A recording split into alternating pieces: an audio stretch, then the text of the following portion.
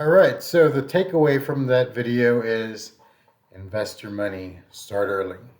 General rule of life for whatever pathway you choose, but in the military, it comes pretty early, that opportunity. So I wanted to make sure you knew about that. So when it came up, you were ready. All right. So make myself small in the corner again. Some other things you want to think about. When you enlist, you are committing to years of service. You can't join the military on a temporary basis. It's very difficult to get out because when you enlist, you are contracting yourself and your time to a specific duty in that branch that you choose for years at a time. In general, the most common contract that's out there is 4 years of full time, full enlistment, plus 4 years of reserve service after that initial 4 years, so 8 years total. Um, there are exceptions based on if you're filling a job that maybe is desperately needed, they might be willing to take you on a shorter contract, right? Again, it's the law of supply and demand. Sorry about that. Economics comes into play here too. If the military needs you more because you have a skill set or you're able to do a job and train up to something that they desperately need, you might be able to negotiate a shorter contract, maybe some sort of enlistment bonus, additional pay for your skills on top of that base pay. So this is why it's important that you unpack those U-Science results and that you consider what jobs you want ahead of time. You don't want to get to MEPS and it's the point where you have to choose your MOS and you have no idea and you just take what they give you, right? Because they're going to fill you in wherever they need you, and that may be lower paying with less opportunity. Might be something you don't even want to do, whether or not they think you can do it, right? So do your research. You want to make sure you're ready. All right. Like I said, maybe shorter contracts based on the specific position. It's less common. You are contracted to your term, the length of your service. So if you sign a contract for 4+4, you have to do 8 years.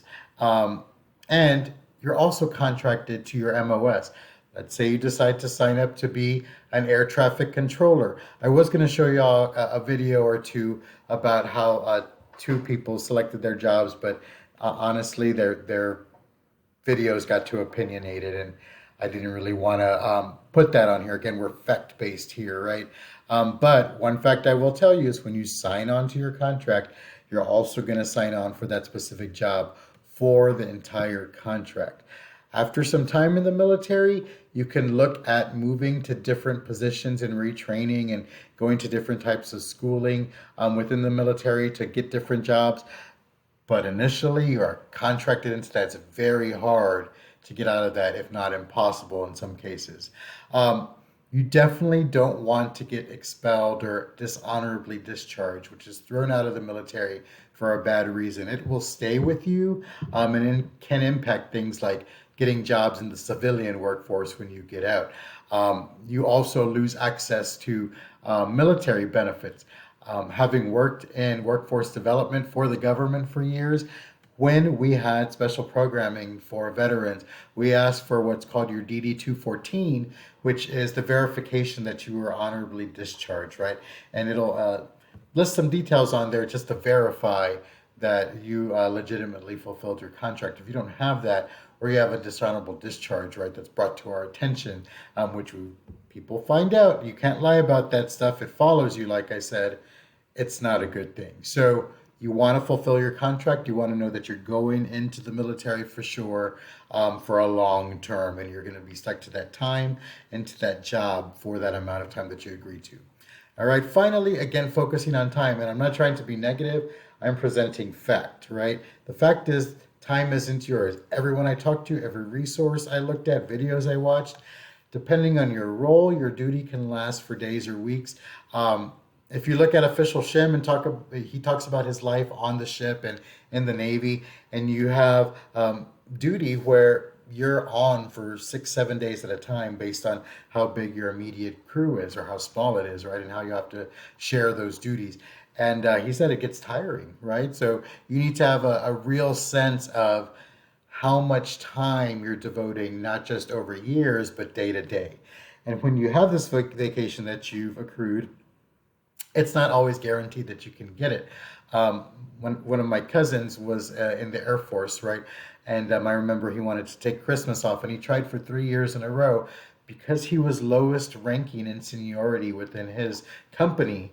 Um, he couldn't get it. It wasn't until maybe his fourth or fifth year that he got 2 days off for Christmas using his vacation time. Um, and so otherwise, he was at his station and working. So something to consider that you're not always going to have the same flexibility you might have in another pathway. However, some people might be good with that, and you are willing to bank your time and save it up and earn your rank and then get that seniority to use the time when you want to. That's up to you to decide. Just want to make sure you know about it. All right, let's go on. Let's talk about process. There are two different processes we're going to talk about. The most common one is becoming an enlisted member of whatever branch you choose. That's going to be about 80% of the military, regardless of branch, right? Um, this is overall number for all the four main branches we're talking about. So the process is some people say talk to a recruiter first. Did my research again, talk to people. That doesn't come first. The first thing you want to do is study for and take the ASVAB, right? You want to know what your benchmark is. You want to know if the job that you're going for is attainable. If not, you have to make some decisions. You don't want to go into the recruiting office, start to get into everything. They get you signed up to go to MEPS, and the job you want isn't quite within your score range, so not available to you, and you get offered something else. You end up signing up for something you don't want, and again, you're contracted for years. So you don't want to do that. So study, prepare for that ASVAB. The second part of this module, Ms. Ojeda gives a really detailed lesson on the ASVAB and how to prepare for it. And again, some of y'all are taking, or you're all taking the ACT, SAT, if you've taken it already. We'll see how those scores compare and how preparing for that helps you prepare for this as well. So ASVAB, first thing. Second thing, you want to research your military occupational specialty options. There are a number of resources out there. The very last slide of this video, after the boot camp video, you're going to see a couple of websites from the Department of Defense. The second one at the very bottom option, I think it's called My Future. I don't know why it blanked me right now, but it's the very bottom website. You're going to want to click on that because you can actually research different jobs in each branch, how much they pay, what they're about, all of that stuff. You want to do that. I would start with going into UScience to get what you're strong at, think about your interests, what you're interested in, look at that overall match, choose 3, 4, 5 jobs, and then go look to see what those jobs are in each branch to help you make your decision. And see what that required ASVAB score is and your AFQT scores, which Ms. Ojeda will talk about in the second part of this. But find out what you need to attain. This is great. You can take the test and know what you're aiming for any given set of jobs. And if you achieve that, you can walk into part 3, the recruiter, and say, I'd like to join the Navy. I want to do this job.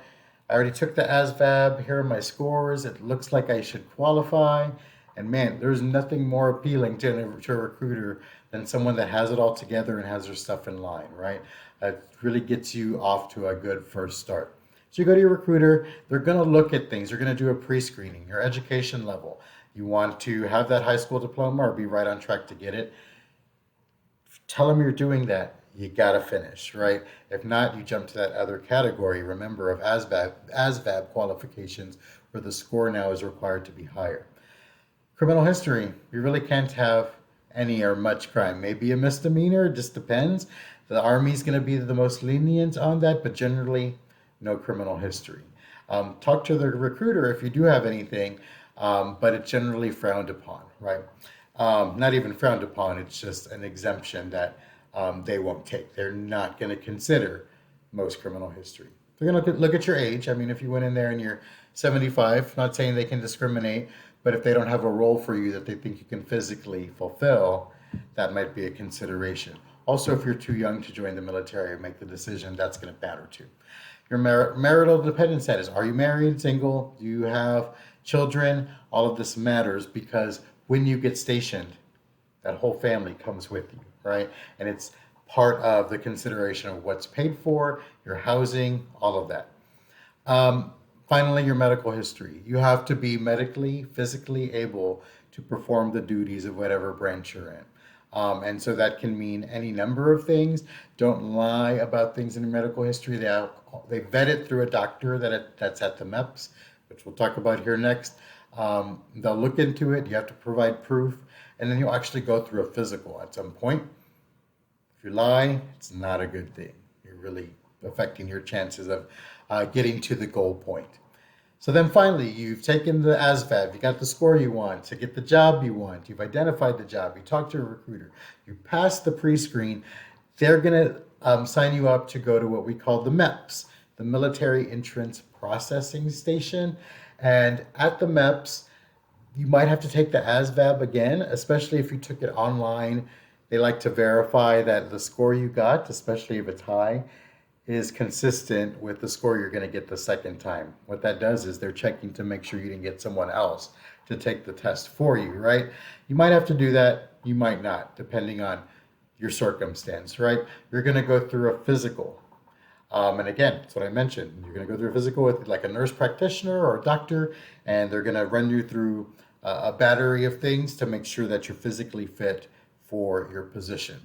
Then you're going to talk to a counselor that's going to specifically talk to you about your MOS, and this is where it matters. If you know that you qualify for these jobs and you've talked to your recruiter and they're open and you have your top 3 choices, which is what I would recommend, just like I did in U-Science, I told y'all, this all ties in together. You go in there and say, here's my 1, 2, 3. I really want 1. I might take 2. 3 is a strong backup, but I'm not sure. And that'll help them choose a position for you. It is up to you. I want you to remember that. I saw this in a number of videos. They might have a position they're really trying to fill and might say, oh, you qualify for this. You might want to try this and talk you into it. Feedback is mixed. Some counselors are really quite amenable to hearing what you have to say and wanting your feedback. Others are trying to fulfill a quota or trying to get these jobs off of their radar, right? Either way, in the end, you can say no, right? Here's the deal. If you choose a job, right, and you qualify for it, it's not quite available, this is where the next step matters. You tell that counselor, I really want to stay with job number 1. I want to be a field nurse, right, and it's not quite open yet. They can then affect what happens or this decision affects what happens at the point of enlistment. So after you go through all of this, you've passed all the steps, you're going to take an oath, right, to formally enlist in the military. Then what happens is one of 2 things. You have your job, you're ready to go, your MOS is set, you're contracted, you know your term. You're going to direct ship to basic training, basic military training, BMT, boot camp. It's all the same thing, right? You'll leave pretty quickly, somewhere from days to a couple of weeks after you graduate. They won't take you out of high school, right? And you'll go to basic training. If your MOS wasn't available, you can choose to get into DEP, right, which is a delayed entry program, right? And that can go on up to a year where you're essentially waiting for that position to open. You might do some PT along the way, right, where they're bringing you in to stay in shape and do all of this sort of stuff, but you're not yet in basic training. Once that opens up, then you'll get scheduled to go to basic training. So that's what most of us are going to go through.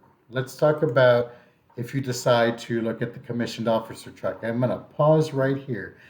If you're a junior, you need to already start working on this process, right? Depending on which option you choose. But even still, if you're a junior, this is really for you as an option. If you're a senior, it's pretty much too late for military academy, not for the other options. Let's talk about this. Being an officer means you're going to train up beyond an entry-level rank. Excuse me. I had 1 Diet Coke today and it made me all hiccupy and burpy, so I apologize.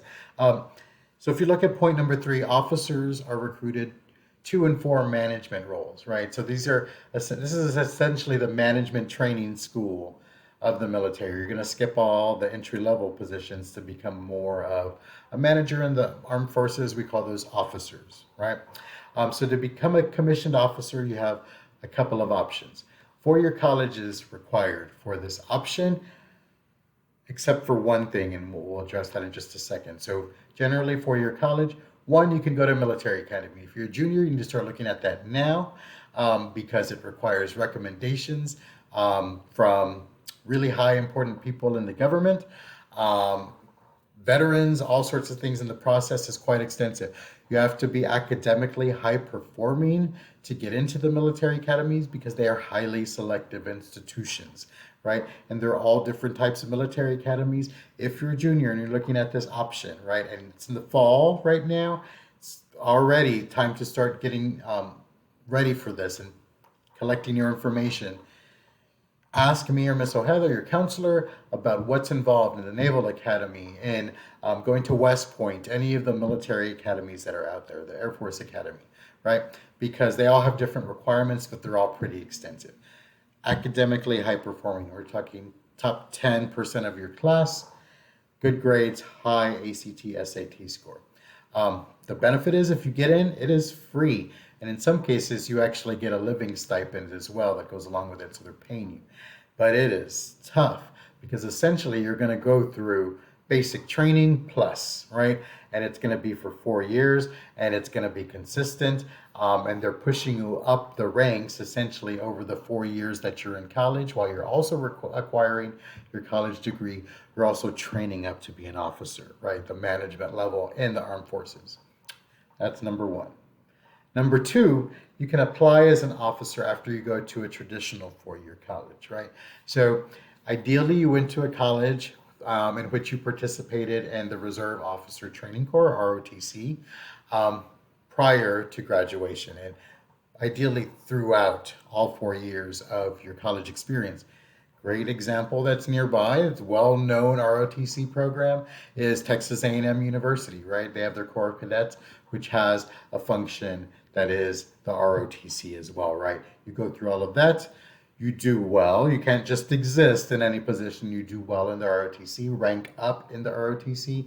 You can apply to become an officer or to go to officer candidate school to then go through this process very similar to what you do in the military academy, except they take out all the academic function that would be the college related stuff and it's replaced by all the stuff you would have done in one of these military academies training you for the armed forces function of it. One video I saw, it said, I believe it was the Naval Academy, that it's about a couple of months, 3 months, 12 weeks roughly. And there are other videos I saw that are a little bit longer. So it's an accelerated process. And you're also competing for positions against other officers, including people that went to military academies. But it's a way to get in there. Is it guaranteed just because you were in a 4 year college with an ROTC program and you did well that you'll get in? Nope. And so again, competitive, highly selective to get into officer candidate school. All right. Finally, you can actually not go to 4 year college, start as an enlisted member in your branch and work your way up in the ranks and then apply to do the OCS, right? Once you're in the military, and then apply to go through training to become an officer. One of our YouTubers, Nikki MGTV, which will be included on the very last slide again, is one of our references. Go through if you're interested in this as an option, but you want to look at it from the enlisted member side and work your way up. That's what he's doing, and he's a pretty bright kid, and he's run into some roadblocks, and so you can kind of trace his journey through the different steps he's gone through. I watched all of them, and he's dedicated, and I'm pulling for him to get into officer candidate school. So check it out, Nikki MGTV. Your college area of study, if you choose to be an officer, influences your MOS heavily, right? So if you study biology, you're most likely going to get some sort of officer position related to biology. I don't think I had to say that, but it's not like you can go through college and major in English and then expect to get a position that's very math intensive, right? Unless you have something to prove that you're also good and experienced at the same level of math that a major in math would have. All right. And then finally, like I said, these are management roles in the military that you're preparing for. It's its own type of intensive work, but again, jumping up through the ranks with more effort and adding that academic piece to it. All righty. Let's talk about basic training, BMT, basic military training, boot camp. I'm going to talk about this for about a minute, and then I'm going to send y'all off to watch this video on the different boot camp experiences across all the enlisted services we've talked about today, including the Secret Service. They give you a little bit of insight into that because it's literally the Secret Service. You can't see it all, but you see a little bit, right? So it's cool. And then I didn't know that there was a pretty thorough boot camp for the Border Patrol as well, and you'll see a little bit of that. Um, Something to focus on as you watch this video is about an hour and 20 minutes, I believe, if not a little bit longer. And again, take breaks as needed. Things to focus on. The purpose of boot camp is to learn the process and culture of your branch, right? There are traditions, there are ways to do things, and they are unbendable. You're also going to learn the indoctrinated culture of that branch, right? There's a way of life in each branch that being in that branch assumes, right? So there are certain sayings, there are standards, values that are held in each branch, and you're going to learn that as you go through basic training. It is very intense because if you're not used to taking orders, if you're not used to being very finitely detail oriented, like the fold on your pillow has to be just right, your name tag has to fall at a certain level. If you can't do that exactly, if you have trouble with that sort of thing, it's going to be called out. And in a lot of cases, it's through a drill sergeant or senior command in some way yelling at you. So you'll see as you watch that. I'm sure y'all have seen boot camp videos or heard about it before, but I do want you to watch that because the purpose is all about learning the process and culture. It's intense, there are long days, and it's intended to indoctrinate you. They don't want you to take a break from that military experience because they want you to start to make it part of who you are, right? Again, you'll watch the video and you'll see it's physically intensive. They want to make sure you can keep up. You are a defensive force for our country. You're going to be potentially in battle. You're going to be working long days. You're going to be doing things that require you to be physically and mentally of good, sound mind and body, is I think the way we say this, right? And so because of that, they're training you up to get used to that. And then you'll see that there are differences depending on the branch of service. The Navy, Marines do stuff in water. The Army and Air Force maybe do something, but definitely not to the extent that the water-based forces are going to do. Okay? So take a little break if you need to, and then get ready to watch a video on the different types of boot camp experiences. Hate to say I think you'll enjoy it, but I think you'll get something out of it. And after that, there's one more slide to close this out, and then a little lesson you'll do after it's all said and done. All right, thanks y'all again. If you have any questions, feel free to email me, ask your counselor, or Miss Ojeda. All right, see you not in a little bit, in about an hour and a half.